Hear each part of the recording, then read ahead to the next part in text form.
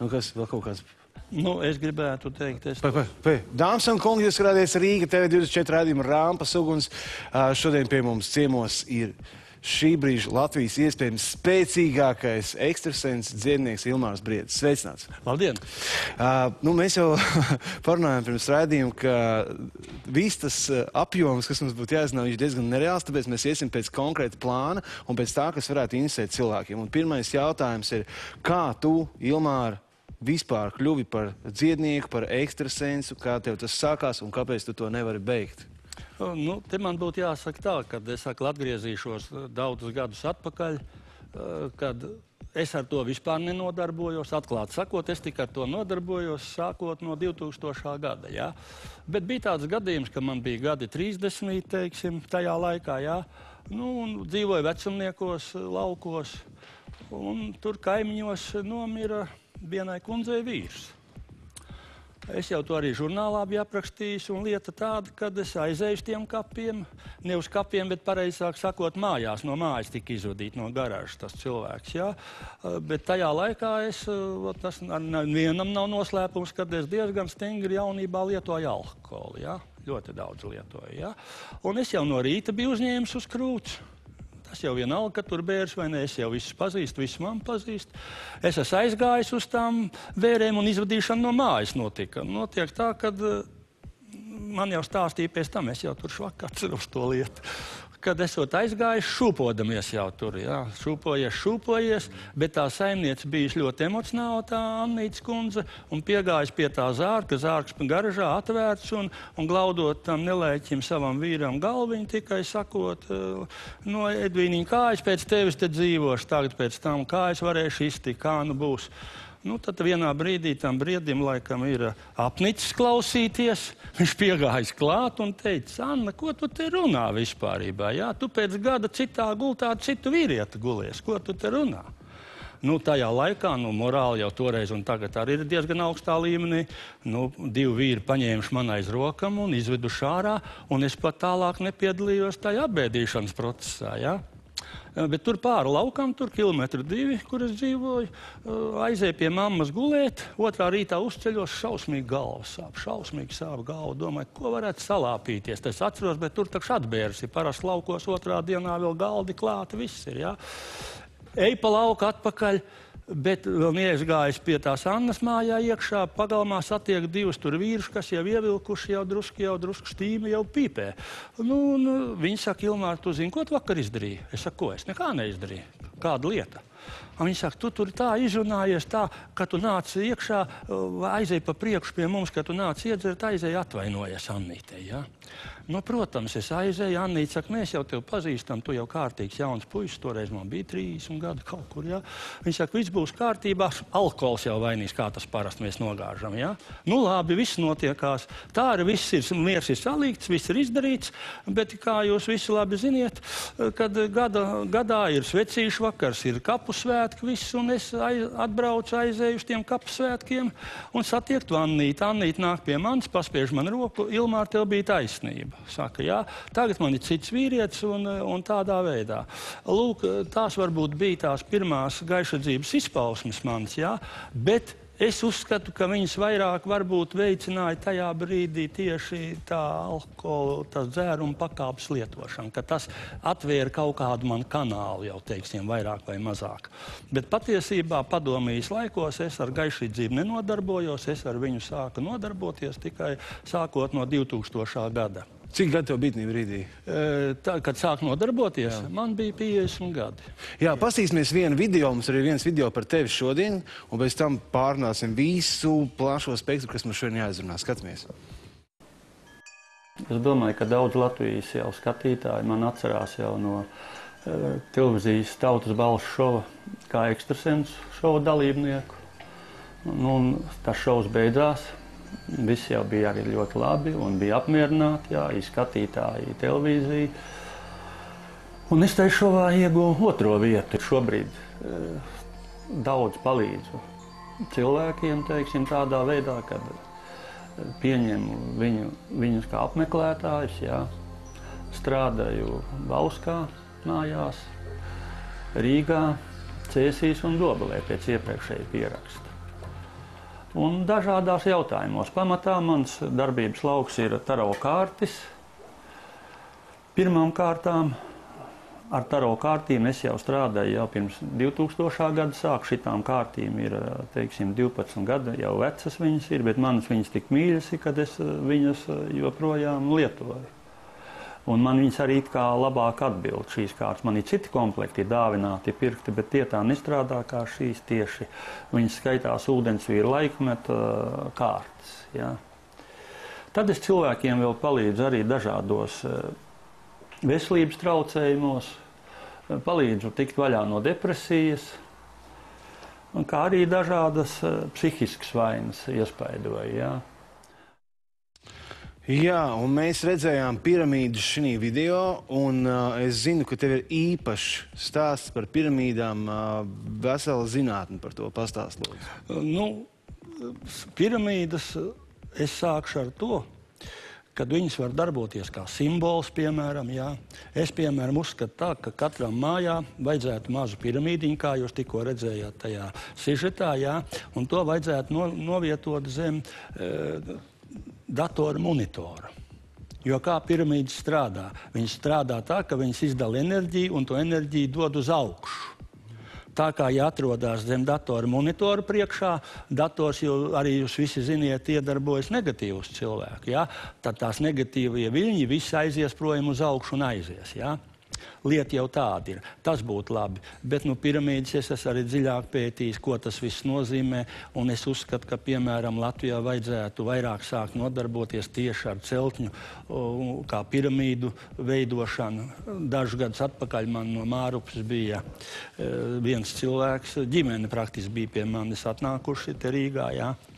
Un es viņiem parādīju, kā vajadzētu kurā vietā mājā izveidot piramīdu, lai viņi sasniegtu vēlamo rezultātu. Jo visiem zināms ir fakts tāds, ka piramīdas harmonizē dabu un cilvēkus. Jā. Tādi eksperimenti ir veikti, teiksim, mūsu kaimiņu valstī Krievijā, kur, piemēram, piramīdas bija apceltas riņķī ap ieslodzījuma vietām, vairākas piramīdas. Un tur pāris gadu laikā esot uzlabojusies disciplīna, noziegumi mazinājušies un viss. Jo tas arī norāda, ka harmonizē dabu un cilvēkus piramīdas. Ja? Nu, un arī vēl tāda lieta ir, mēs varētu arī teikt, ka piramīdas ir kā psihotronais ierocis, piemēram. Ja? Arī te ir jautājums tāds. Mēs visi, piemēram, tagad lamajam valdību, ja? Tur slikta valdība, tāda un šitāda, valdība mainās, bet piramīda vienalga. Kā saka, nekas nemainās. Ja? Mēs ievēlam līdzīgus cilvēkus vai lielāko daļu tos pašus. Ja? Bet piramīda būtu tas ierocis, ja viņi būtu, ka viņi zināmu teritoriju plašumu apņemtu, kas neļautu negatīvām enerģijām izplatīties. Ja? Jo mēs jau arī šobrīd vēl nezinām, kāpēc mēs tieši tā domājam, kā mēs domājam. Ja? Reizēm pat liekas, ka mēs esam uz kaut ko ieprogrammēti, saprot, ja? Lūk, un tāpēc es domāju, ka piramīdas vajadzētu. Es te dažus gadus atpakaļ griezos pie Ventspils mēra Lemberga kunga. Lembergs to lietu atbalstīja, ka vajadzētu būvēt, bet tad notika tā, kad viņš atdeva tos rasējumus mans un zīmējumus saviem tiem cilvēkiem, kas nodarbojas ar celtniecību. Un kā tas aizgāja, es domāju, ka tas iegulda kādu atvilkni. Bet es uzskatu arī kā, teiksim, ar savu parasto domāšanu vai arī ar gaišadzības ekstrasensu metodi, kad piramīdas tomēr ir mūsu nākotne un ka viņas būtu vajadzīgas. Jā. Tad katrā mājā būtu labi būt kāda piramīda? Jā, vairāk vai mazāk katrā mājā, jo lielāka vai mazāka piramīda apkalpo tādu lauku, ko harmonizē un veido labvēlīgu vidi. Mājā strīdi beigtos starp vīru un sievu, koki labāk augtu, zāle labāk augtu, viss, kas būtu daudz labāk. Ejam tālāk. Mums uz galda ir taro kārtis. Kas apmēram ir taro kārtis? Es zinu, es pieļauju, ka arī skatītāji nojauš. Bet kā tas īsti darbojās? Pastāst. Jo es zinu, ka tā precizitāte mēdz būt 70% un un vairāk, jā? Jā, man kaut kur ir 7%. Es negribu teikt 100%, citi Latvijā saka 100%. Es nepieņemu tādu. Un es sevišķi esmu diezgan kautrīgs un ar to nenodarbojos. Bet pamatā ar reklāmu es arī, tagad tā iznāk, ka šobrīd ir tā iekrits laiks, kad man tā reklāma it kā izveidojas no jums vai Ievas stāstiem.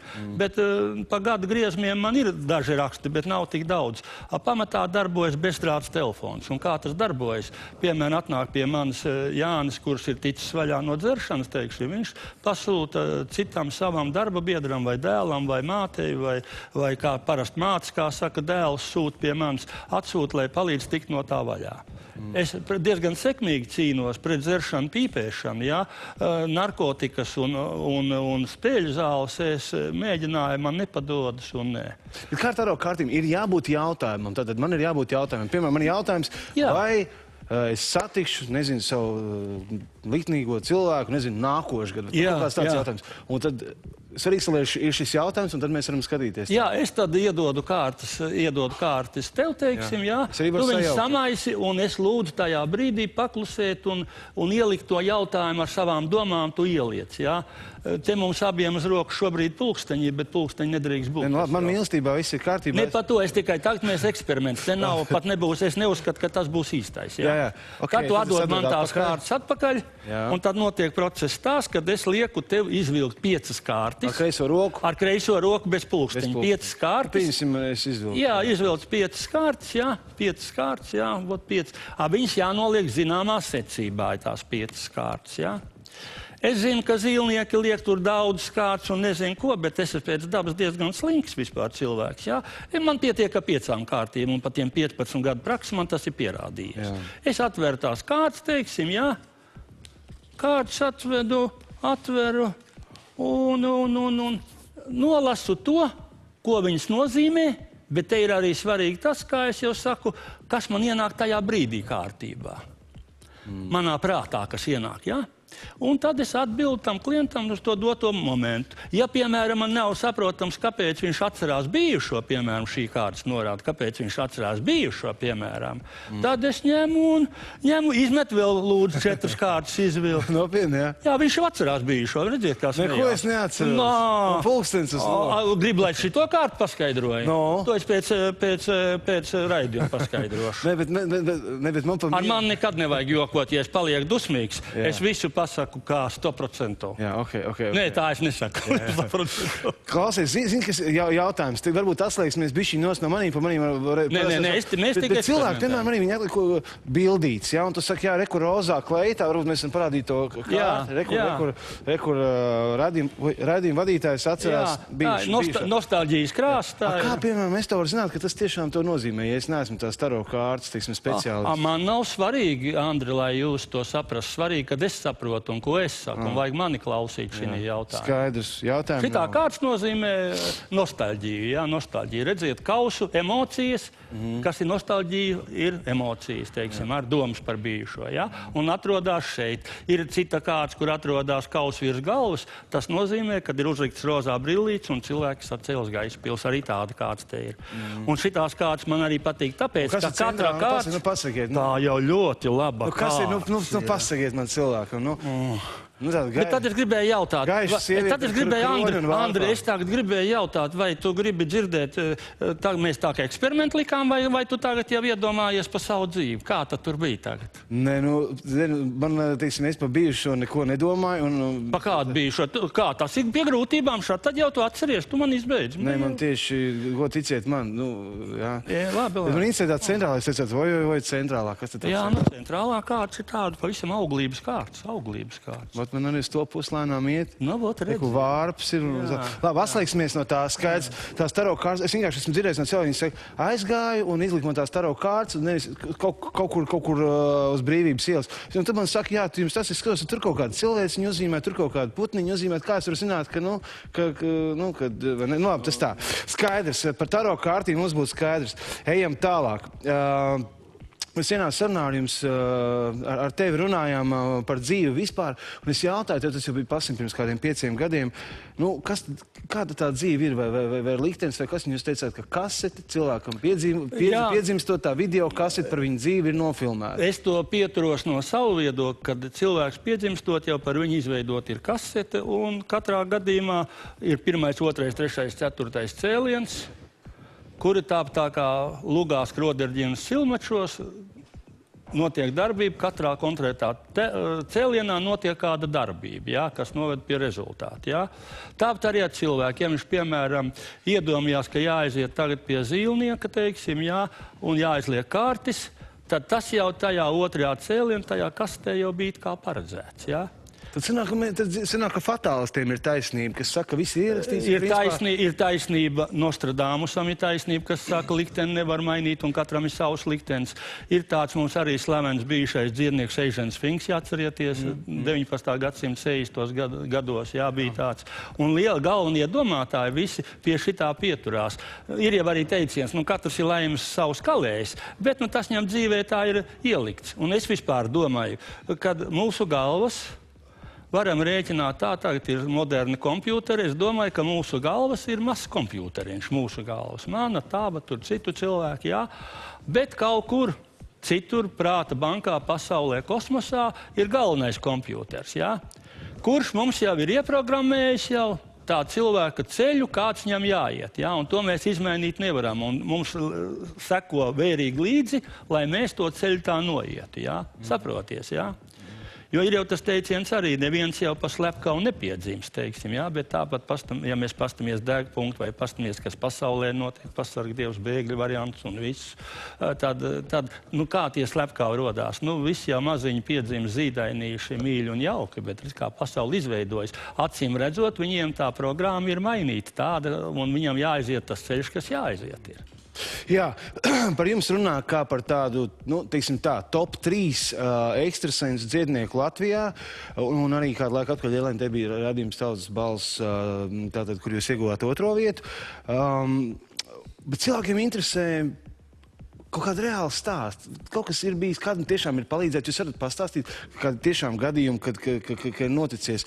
Jo es zinu, ka ir tāda sabiedrības daļa, kur tā visai neticīgi uz to attiecās. Viņi saka, nu, kas tad ir? Tur kaut ko trāpa, kaut ko netrāpa. Pastāstiet kādus reālus gadījumus no jūsu prakses, atgadījumus iz dzīves. Varbūt amizantus gadījumus. Amizantus, jā. Nu, atļaušos, jā, tad. Te dažus gadus atpakaļ es strādāju Vecrīgā. Pieņēma cilvēks gadus 5, 6 atpakaļ, jā. Nu, un Vecrīga jau interesanti ar to, ka tur dzīvi sit augstu vilni, jā. Un sagadījās tā, kad pie manis griezās vairākas viena pēc otras sievietes senākās profesijas pārstāvis, jā. Protams, viņas negriezās par tiem jautājumiem, bet griezās tīri par savu privāto dzīvi. Lai gan arī bija pāris tādi jautājumi gandrīz katrai, teiksim, sakiet, vai mans vīrs vai mīļākais neuzinās, ko es strādāju vispārībā. Tas viens no pirmiem top jautājumiem bija.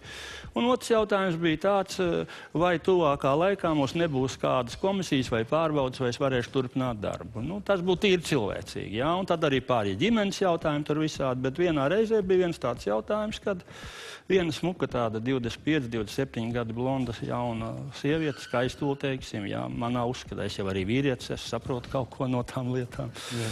Saprotiet, nāk pie manis, sāk plātīties un stāsta tā un šitā, vot viņi saka, es tur tagad pastrādāšu dažus gadus, un es nopirkšu mašīnu, dzīvokli, visu ko. Es saku, labi, kundze, bet izliksim kārtis. Es saku, pastīsimies, kā tas izskatās, vai jums tā notiks. Mēs izliekam tās kārtis. Izrādās, ka viņa saslims vispārībā, ja, uz tām kārtīm. Viņa tur vēl turpina burkšēt, bet es saku, ka man nokaitina, es ļoti asas palieku vispār. Es saku, ziniet, un piedodiet, lūdzu, arī skatītāji, varbūt es tādu mazu rupību pateikšu. Lieta ir tāda, ka es saku, ja jūs vairākus gadus vēl strādāsiet, pēc tam mans suns jums virsū nekāps. Var iedomāties, notika tāda lieta, ka tā sieviete sāka raudāt, bļaut briesmīgi, jā. manu to kabinetu atstāja, honorāru tur nesmaksāja, toreiz jau tas honorārs bija 5 lati, tas bija latos vēl, jā. Nekas, pēc stundas zvana viņas draudzēm, saka, nu Ilmāra, mēs tev pazīstam, tu jau esi diezgan spēcīgs un viss, bet kāpēc tu tā viņai teici? Kāpēc tu tā viņai teici? Pēc tam man arī pašam tā kā sirdī, es domāju, nu kāpēc man vajadzēja tā teikt viņai? Nu varēja kaut kā citādi pateikt, varbūt bijis labums kaut kāds, bet es redzēju, ka šī brīdī, kamēr es tos vārdus nebiju pateicis, labumu nebija. Notiek tālāk, pēc nedēļas jau atsūta man to 5 lati, jau pati nenāk, jā.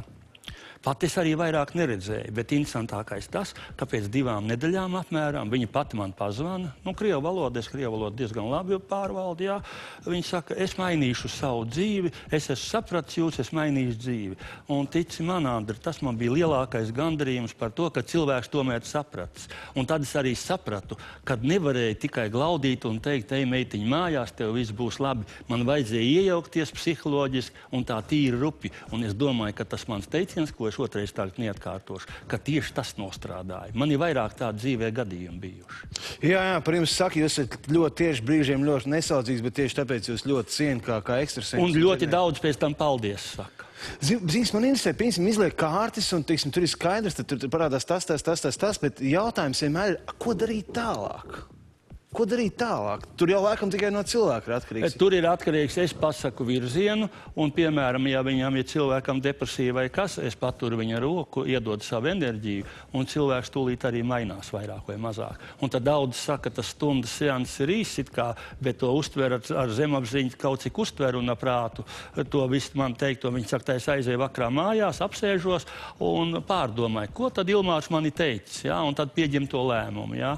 Lūk, jā, Latvijā viena psihoterapijas profesora, kas pa vienu seansu ņem 135 eiro pa 40 minūtēm un problēmu noskaidro pirmajās 4 stundās, kas man likās ļoti dīvaini. Tad pie tējiem cilvēks parasti nāk vienreiz. Viņš pamatā nāk vienreiz, un mans seansa samaksa ir 20 eiro, lai neiedomājās, ka es esmu kaut kas.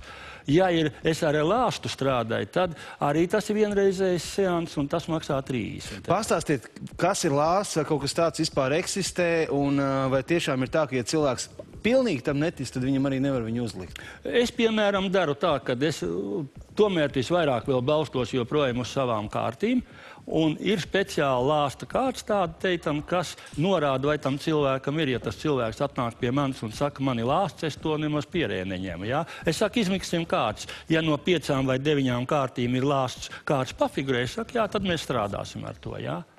Jā, citu žurnālā jau speciāli izdomā Gaišraģi un ekstrasenči. Šā šis izdevums izskatās, viņi var dabūt vēl joprojām.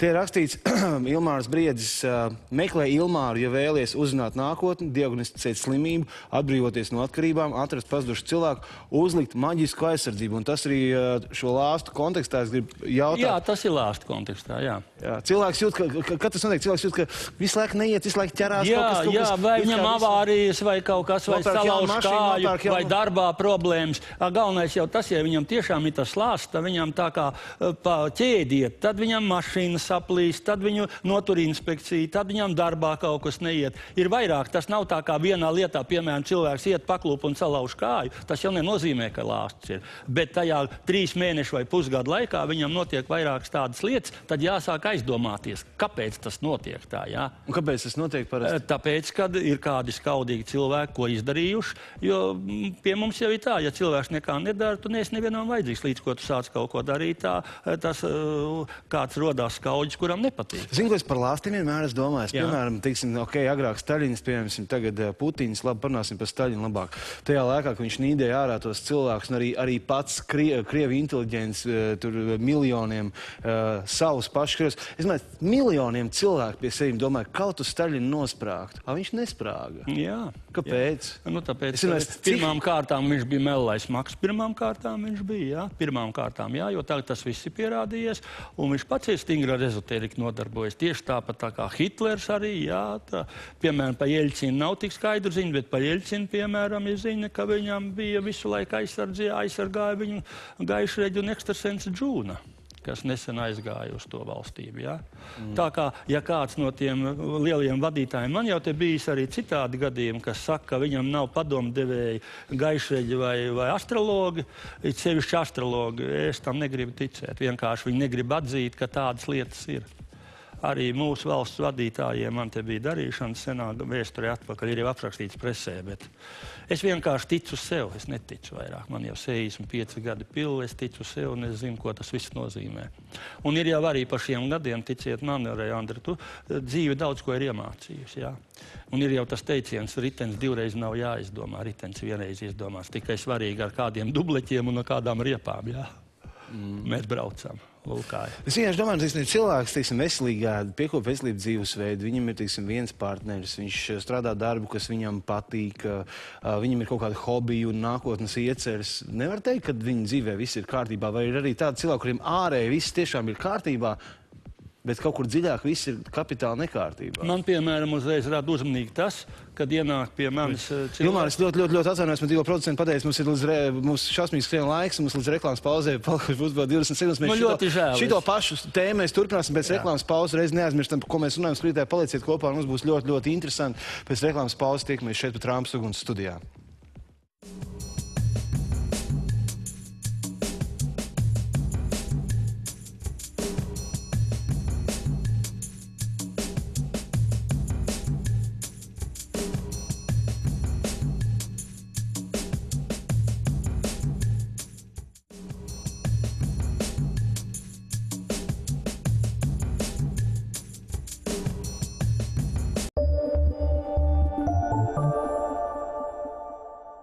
Jaunākie Samsung modeļi.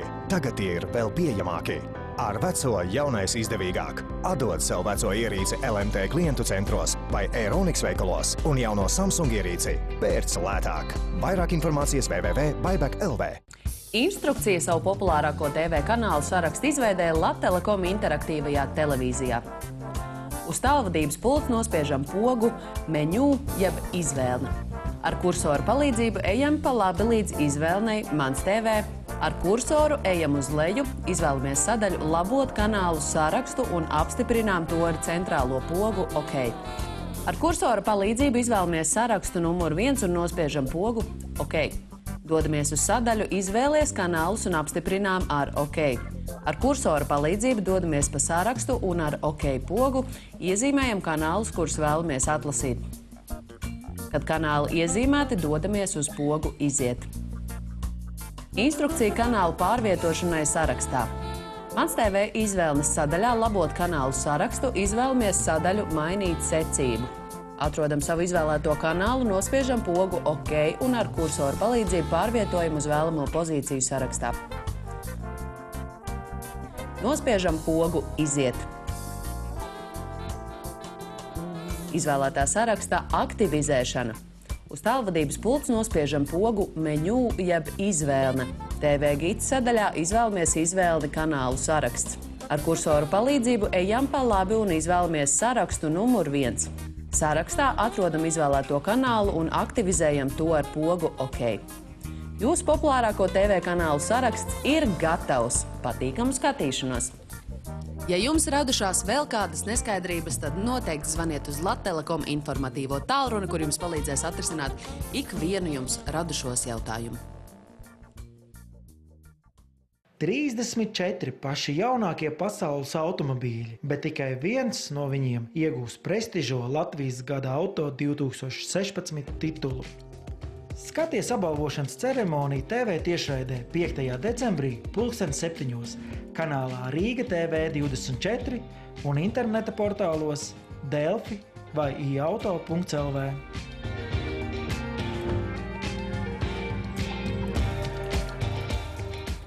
Rīgas simfonija noslēguma koncerts 6. decembrī 5. vakarā Kultūras pilī Ziemeļblāzma. Koncerta īpašie viesi Samanta Tīna, Roberto Meloni, Liena Greifāne, Sabīna Berezina, Lana Švilpe, Aija Andrējeva. Koncerta mūza Ilona Bagele. Kopīgiem spēkiem mēģināsim palīdzēt pie jūras internāta pamatskolas audzēkņiem. Atbalstīsim reiterapiju ar zirgiem. Paldies mūsu atbalstītājiem un lieldraugiem. Meklējiet biļetes biļešu paradīzes kasēs. Reklāmu atbalsta TV24. Vēlēs iegūt savā īpašumā aerobotu? Rīga TV24 ēterā katru vakaru no 30. novembra līdz pat 4. decembrim, laikā no pulkstens 8 līdz 11. ekrāna malā parādīsies viens cipars. 5 dienu laikā sakrāja 5 ciparu kombināciju un sūti to uz konkursu @rigatv24.lv līdz 5. decembrim. Nosūtot ciparu kombināciju, tu piedalies izlozē, un varbūt tieši tu būsi tas laimīgais, kurš iegūs savā īpašumā aerobotu. Uzvarētāju noteiksim 12. decembrī 9. vakarā raidījumā Rīgas stila pavēlnieks. Tavs aerobots jau tevi gaida!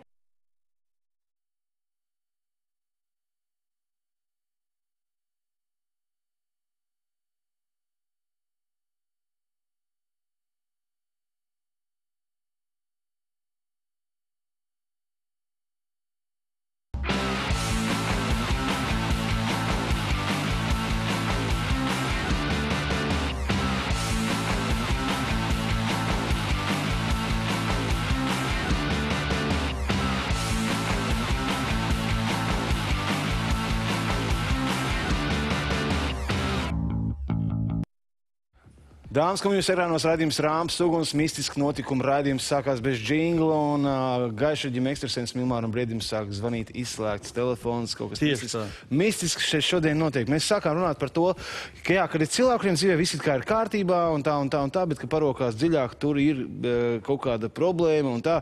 Kas vispār ir tās, teiksim, nezinu, top 3 problēmas, kurām cilvēki pie tiem griežās?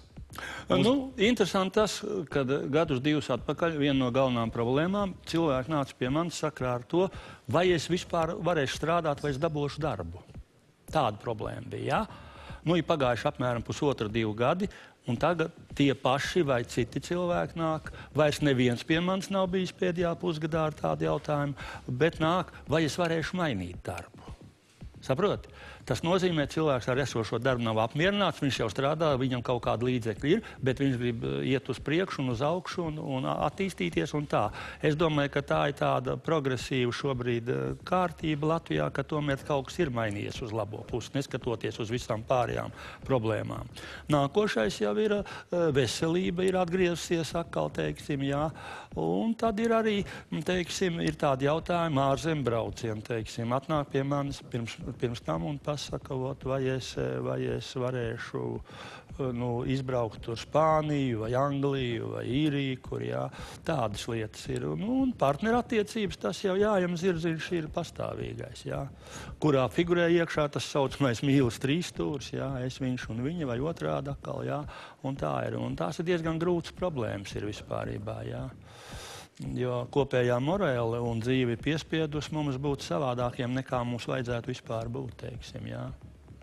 Ļoti grūti ir tiem cilvēkiem, kas ārzemēs strādā, tur atrast partnerus ir un tādā veidā, jā. Ir arī, kas neiztura, ir tādi gadījumi, un tad sāk alkoholu tur lietot vairāk vai mazāk, un tas vēl vairāk noved pie sliktām sekām. Nu, visādi ir tādas lietas tieši, ziniet. Jā, interesanti. Tu teici, mēs pirmīt noskaidrojām, ka pie tevīm viena vizīte maksā 20 eiro, un tie, kas grib atrast Ilmāru Briedi, un Ilmārs Briedis darbojās, diagnosticēja slimību, atbrīvoties no atkarībām, atrast pazudušu cilvēku, uzlikt maģisku aizsardzību, taro kārtas un tā. Un tu stāstīji, ka Bauskā esat kaut kādi cilvēki, kas pa 300, pa 400 jā, 300–400 eiro liek pieburt cilvēku. Jā, pieburt cilvēku. Un lieta jau tāda, man tas ir saistīts tieši ar mani, jo dažus gadus atpakaļ tur viena sieviete simpātiska bija iemīlējusies vienu vīrieti, jā. Nu, atnāk pie manis, izliek tās kārtas, un es saku, viss jau būs kārtībā, tur viņi varēs dzīvot, un galvenais, ka jums puika būs. Jūsu, kā saka, mīlestības kā auglis, jā? Labi, viss ir pareizi. Bet tad atnāca viņi vēl pēc kāda gada, vai kā viņi saka, zini, Ilmār, es negaidīju tik ilgi, tā es sapratu. Es aizgāju pie vienas tantes, tur samaksāju, zinām, lielu naudas summu, es te tagad neteikšu speciāli nekas un ko. Un tante man palīdzēja, puika man jau tagad jau ir jau, kā saka, maziņš jau, jā. Bet tik ir viena cita lieta, nav tā vīrieša. Un es to nogrēcīju uz to. Ja jau reiz es pateicu, nu, meitiņ, tu varēji pagaidīt, kāpēc tev vajadzēja iesaistīt maģiju, Kāpēc tev vajadzēja maģiju iesaistīt? Bērnu tu dabūji, bet vīrieti tu pazaudēji. Un vēl šodien man tas ir svaigā atmiņā, tas ir dažu gadu atpakaļ, bet redziet, kā dzīvē notiekās. Ja kāds domā, ka maģijas nav un ka te es galīgas blēņas runāju, nu tad tā ir liela nepatiesība un es vajadzētu katram pārdomāt. Ko īsti nozīmē tas, ka ir maģija? Tas nozīmē, ka bez visa, ko mēs redzam ikdienā sev apkārt, eksistē paralēlā vai pat vairākas paralēlās pasaules, kurā notiek patiesās īstās lietas? Neteiksim īstās, bet notiekās lietas. Un daudz jau panāk, ja mēs atcerēsimies, teiksim, arī to pašu hitlerisko Vāciju, teiksim, Hitleru un visu, kad viņam jau tur arī, viņš ar maģiju stingri nodarbojās. Jā, kā tagad atklājās, ka bija speciāls ordenis, kas vispār ar to vien nodarbojās, un kuros piedalījās paši augstākie stāvošie virsnieki un viņa pietuvinātie cilvēki, kas nodarbojās. Jā, par Hitleru mēs vēl parunāsim arī un par simboliku un par svastiku. Ko īsti nozīmē baltā maģija un melnā maģija? Manā uzturē tas viss ir smiekli. Nav tādas baltās melnās maģijas. Maģija ir maģija, jā. Te jau arī reklāmās, ka tur baltās maģijas piekritēja tā un šitā. Nu, kāda baltā melnā maģija? Man pašam ir mājās sātana bībele. Es redzu, kas tas viss ir. Saprot, man mājās viņi ir, jā. Lūk, kā ir. Un ir jau arī tādas lietas, nedomājot, ka tur tagad viss tas jākau gaļi vai kas, vai tur asins jādzer vai kas ir vajadzīgs. Lieta ir tāda, ka tur ir tādi diezgan daudz iekšā, tāpēc man viņi saista cilvēciski ieteikumi. Kā būtu jārīkojās, un ja tu tos ieteikumus ievēro, tas cilvēks aiziet pa pareizo ceļu. Vai tur maģija ir vai nav? Tādā veidā, ja tu palasi, tu jau ar to maģiju neesi saistīts. Saistīts tu esi tad, ja tu sāc kaut kādus rituālus pareizus vai nepareizus veikt, jā. Tā tas viss ir, jā.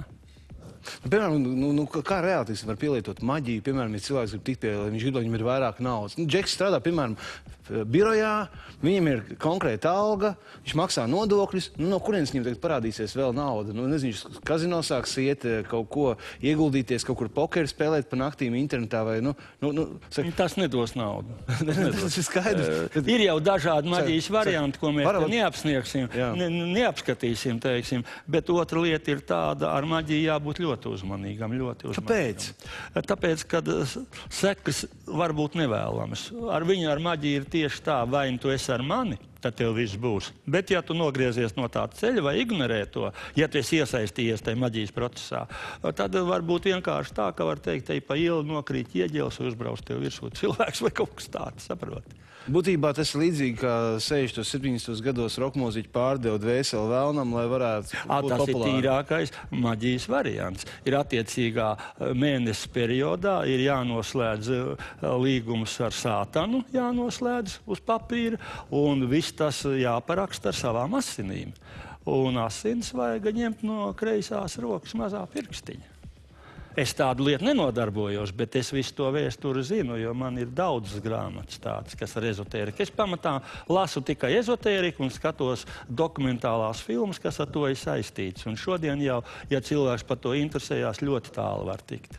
Tikai atkal paliek jautājums, cik katram cilvēkam ir tā prāta un vai viņam visa galva ir kārtībā. Jā? Tas ir jautājums. Jo bieži vien, ja viss ir kārtībā, es te zinu, pēc 2000. gada es, piemēram, apguvu astrālās operācijas tādas, jā, Rīgā bija te pasniedz, jā. Un zālē bija kā 30, 40 cilvēku un visi iemācīja to tehniku, viss, bet es domāju, ka tas nebija pareizi darīts, jā, jo tagad ir pagājis laiks, tur sievietes, vīrieši, un kas to zina, kas ar to cilvēku notiek. Varbūt vienā brīdī viņš pastāst kaimiņu, domā, es viņam kaut ko izdarīšu, ja? Un viņš sāk pielietot tās zināšanas. Tā kā es domāju, ka tās īstās maģijas lietas, viņas tomēr vajadzētu stingri turēt aiz atslēgas. Lai gan šodien ir pilnas grāmatnīcas, pilna interneta ar visādiem ieteikumiem, pa lāstiem un par pieburšanu un visu. Bet cilvēks jau nesaprot, ja izmet to bumerangu, ja, viņš nocēr tās galvas, ja, un atgriežās atpakaļ un nocērt arī to pašu galvu. Saprot? Jā, zinu, teiksim, runāt par cilvēkiem, skaidrs ir tas, ka visi cilvēki grib justies labi, laimīgi, priecīgi, apmierināti. Kā to panākt? Kas ir pats galvenais, lai cilvēks šajā pasaulē justos labi? Ko saka dziednieks, ekstrasens Ilmārs Briedis? Lai cilvēks justos labi, pirmām kārtām viņam vajag attiecības ļoti labas, lai būtu savā starpā ar savu partneri, teiksim, bērni vajadzīgi ir, jā. Man, piemēram, te bija viena kliente, kas saka, viņa saka, es esmu nabaga, jā. Es saku, kā? Es saku, pastāst tuvāk.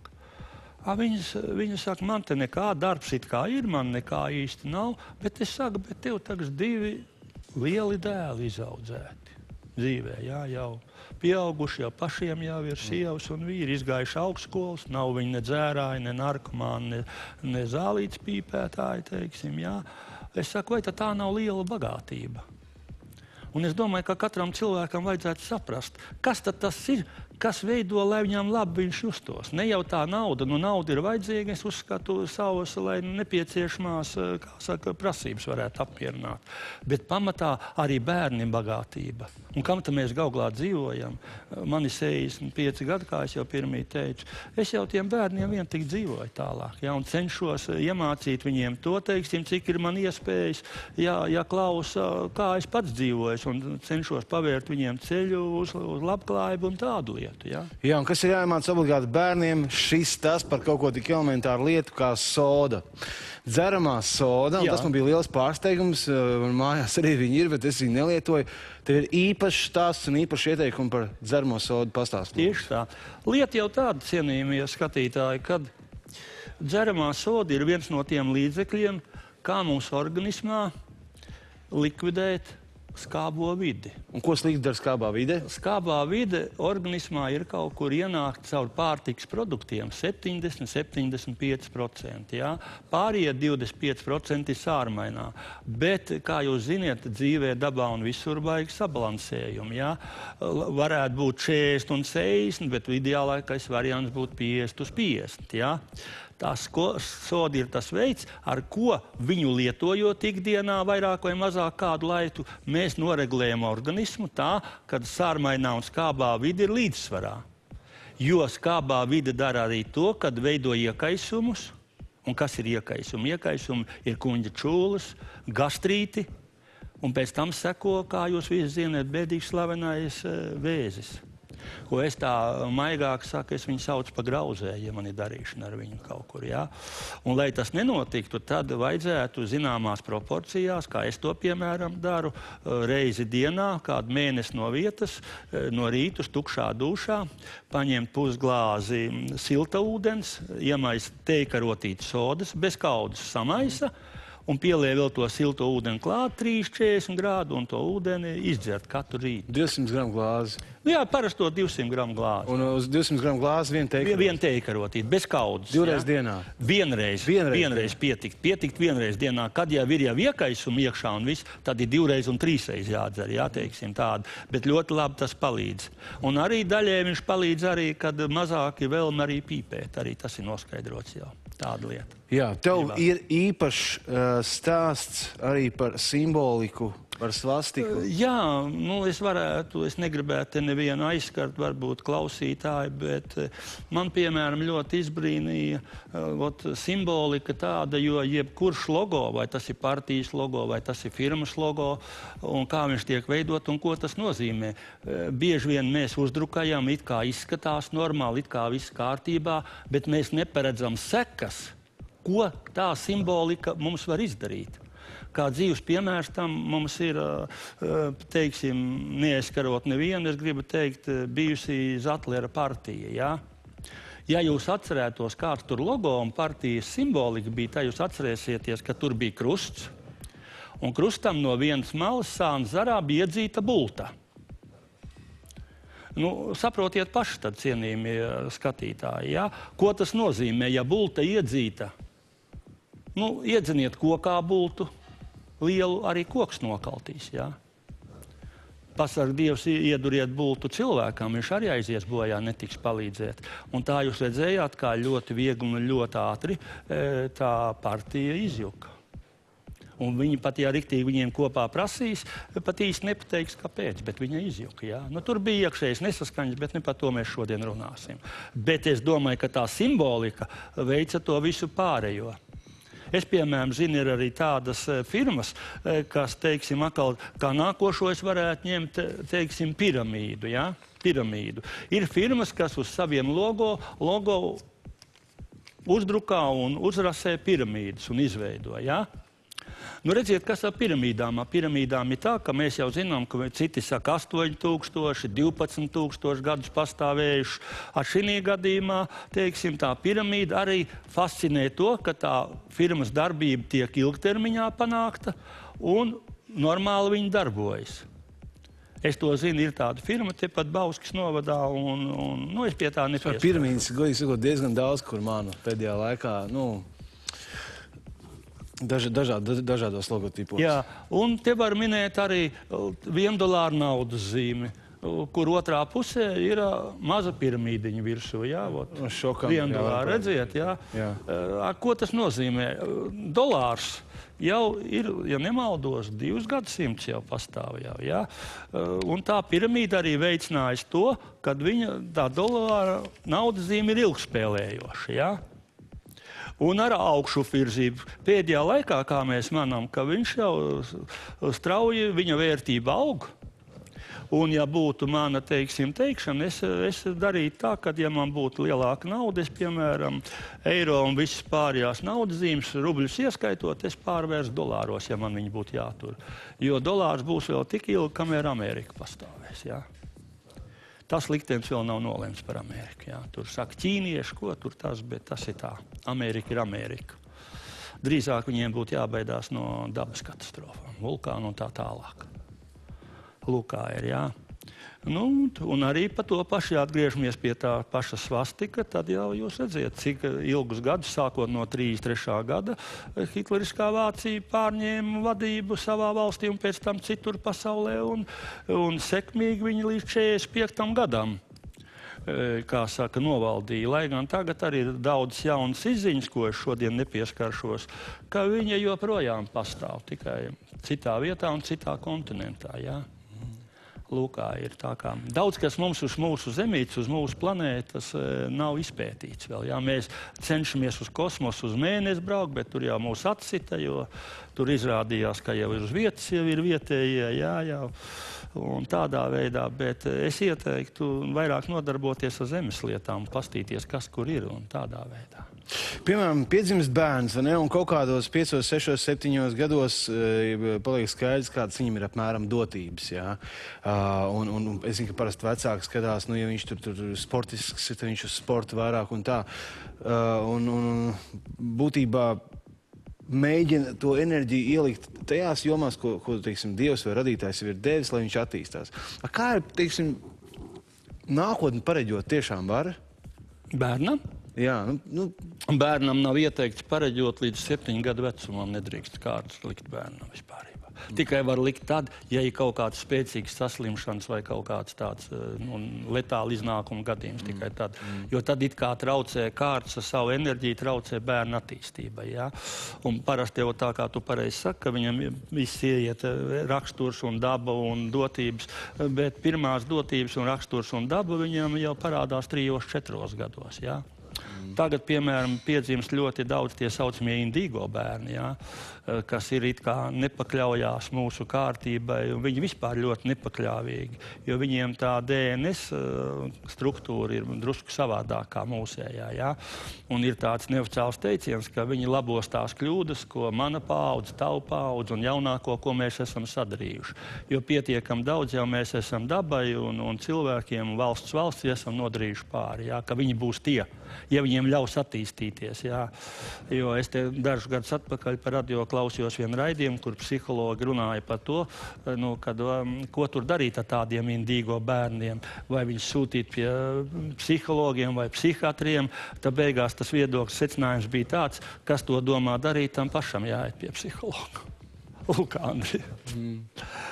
Tas ir tā kā humors, bet viss ir no dzīves. Ko varētu pateikt tiem cilvēkiem, kas saka, ka nekāda ekstrasensa un dziednieki neeksistē, ka tas viss ir izdomājums, ka tas viss ķer cilvēks uz muļķu un ka īstenībā viņi visi ir ļoti spēcīgi psihologi un ka nekas tas nestrādā?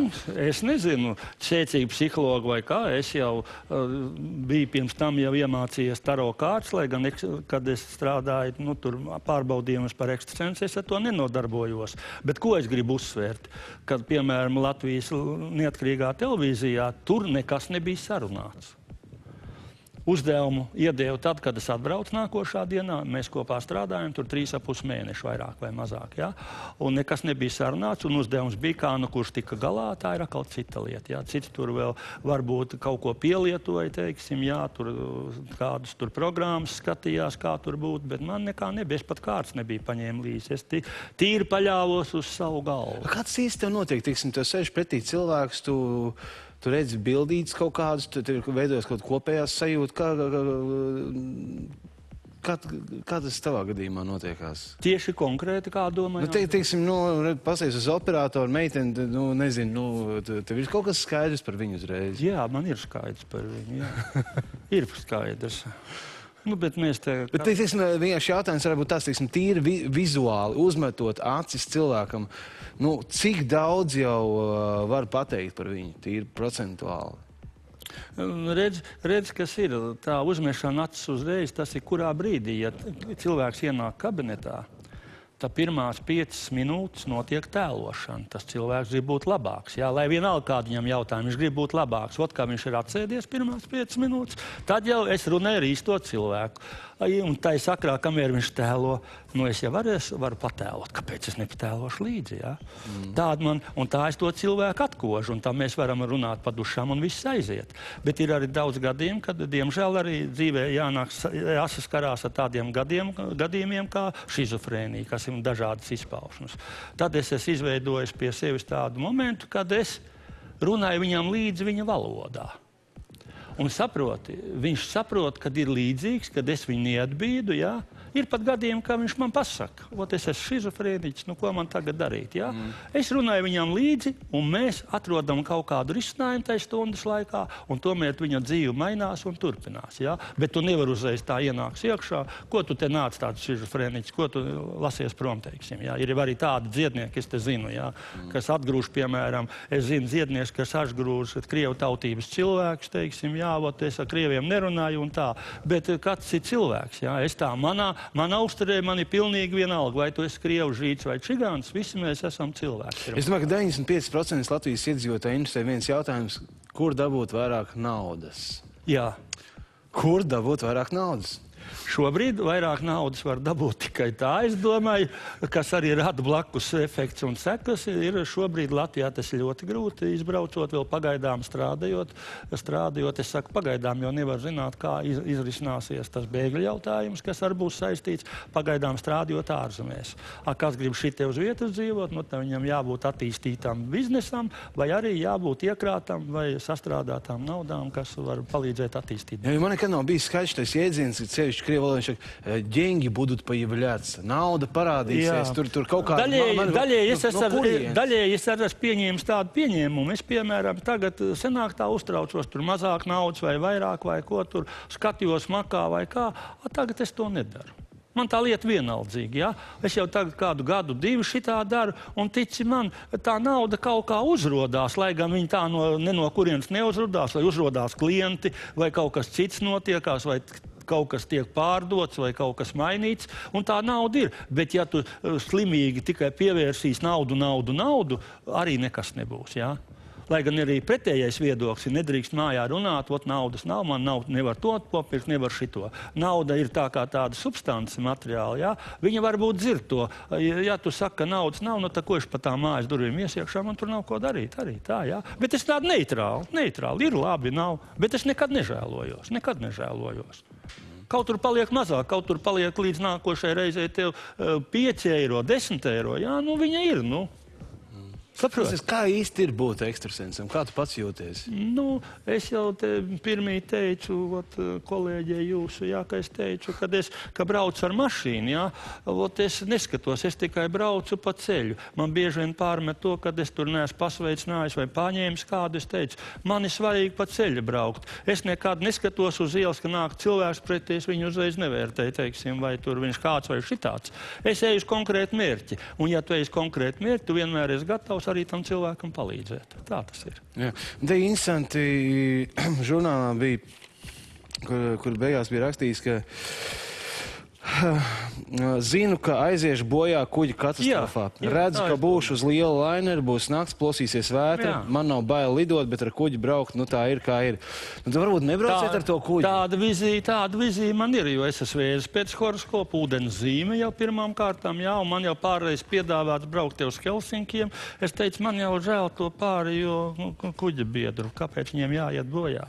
Jo ir jau tāda arī veca anekdote, kad tagad nogrimst kuģis ar pasažieriem tvaikons, jā, un tagad kāds tur interesants satic Dievu un prasa. Nu, kāpēc jums tur nogrim? Varbūt tur kāds vainīgs bija, bet lielākā daļa tur bija nevainīgi cilvēki. Bet Dievs bija atbildējis tā, viņš bija teicis, jūs ziniet, cik ilgu laiku man vajadzēja, lai es vispār savāktu visus tos cilvēkus, kuriem ir jānogrimst, jā? Lūkā ir. Un dzīve ar tas ir pierādījies. Es, piemēram, pāris konkrētas gadījumus zinu, kad nogrima dažus gadus atpakaļ. Mana paudze atcerās Estoniju kuģis, jā. Vismaz kā 40 sekundes ilmā, jā. Un palika pāris dzīvi, bet pēc pāris gadiem tā arī aizgāja bojā. Tā kā liktenis viņiem bija lēmis tādu. Mums ir kāds 30 sekundes palikuši raidījumi, varbūt īso novēlējumu cilvēkiem, nezinu, kompakto. Ko saka Ilmārs Briedis? Tagadājās šajā tumšajā laikā pirms Ziemassvētkiem priecīgākiem būt, nešaut gaisas drēbes, labas domas un viss būs kārtībā. Paldies, skatījāties. Ilmārs Briedis bija pie mums. Tiekamies jau pirmdien. Šodien tas ir viss. Pagaidām. Atā. Paldies.